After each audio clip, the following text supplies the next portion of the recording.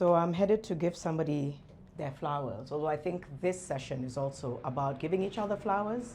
Also, I picked the wrong shoes. I was supposed to wear a certain pair of shoes, but let me tell you, it is cold in Nairobi. So as we go in and mingle and say hi, I also have something I want to share with you just now. Okay. Oops. Hi, how are you?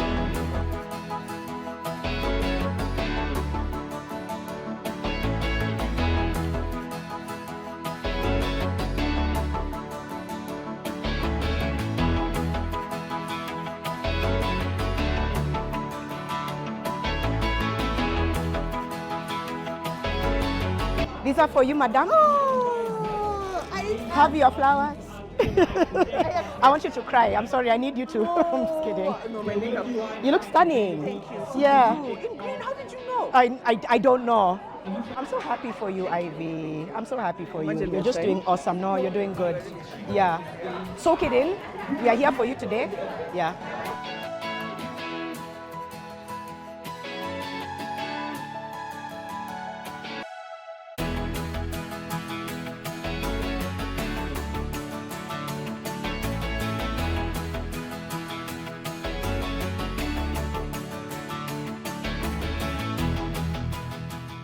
I'm willing this to become an actual $100 bill.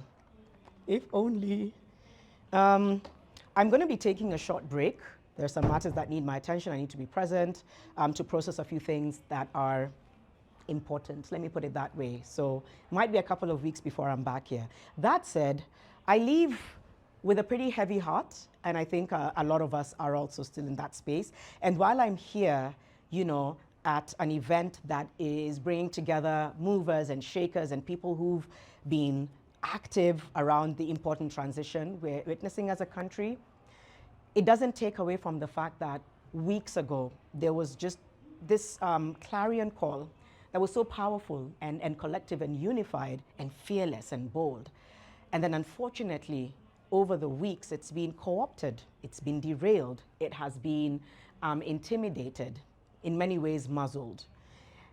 And I think when you see a glimmer of hope for the country that you know you and your fellow citizens deserve, and then you see that kind of turned on its head, or at least attempted to, it does make you feel as though you kind of ask yourself, okay, so then when do we get there? And Kenya's not the only one grappling with this, you know. We've seen it recently in Nigeria. We've seen it with Bangladesh and many other countries around the world. All people want is fairness and justice and access. Nobody is making inflammatory demands that make no sense, and yet there's an attempt to gaslight the calls for justice.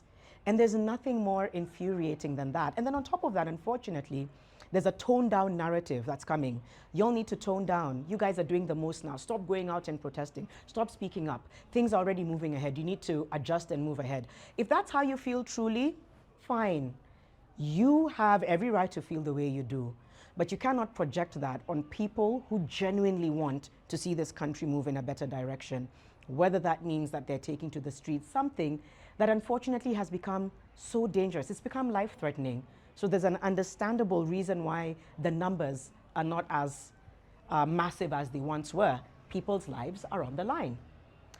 Online, people are being pushed to silence or tone down the content that's about pushing for justice and fairness. Again, if that's what you want to do on your timeline, by all means.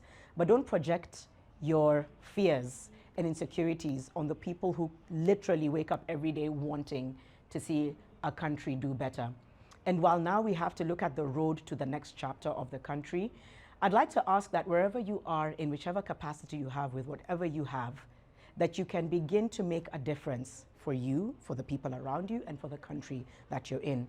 Does it mean being a part of conversations within safe spaces with people you know, just to challenge your thinking around what a shift to justice and fairness and freedom looks like?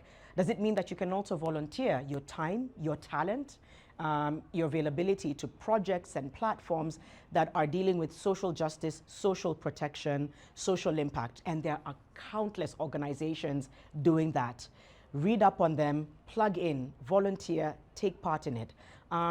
Begin to read up on policies and laws that affect your industry or industries of those that are close to you, so that you can begin to find a way to agitate for change, even from that element, through public participation, through perhaps lending your knowledge on how you can better have better policies that impact everyone. So I think what I'm saying is, even if I'm going to step back and I'm not going to be on social media, there's so many projects that I'm going to be a part of that I believe require not myself only, but many other people to see the scale up and the scalability of social protection issues. There's a safe house that we've been supporting as in Wadada for a few years, and it will be incredible to just kind of find a way to make sure that they're able to scale even further and higher, because unfortunately what you'll find is, as a result of the of some of the challenges that have come up over the last few weeks, you will find the aftermath of it will include issues like a rise in, matters around gender-based violence, for example, and so many other issues that arise as a result of sort of like a shift in a country. So the social justice center that we're also a part of. So there's so many things that we'll be doing on the ground.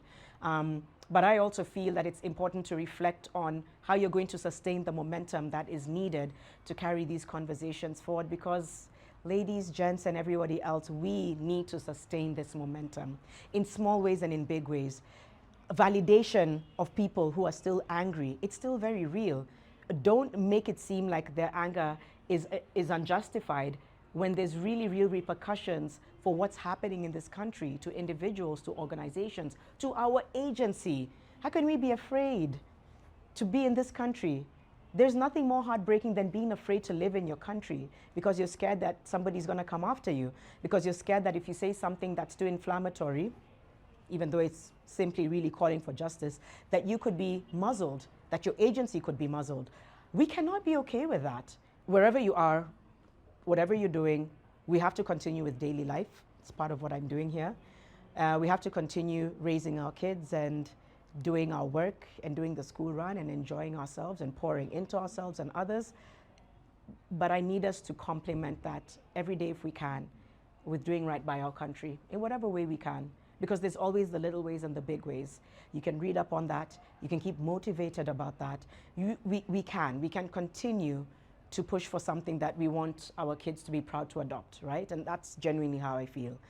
So I'm sending you love and light for anybody who is feeling unwell, demotivated, jaded, has a family member or friend or loved one who's also dealing, keeping you in prayer, sending you all of the best wishes, and I'll see you when I see you. Genuinely do not know when I'll be back. It's something that I need to do.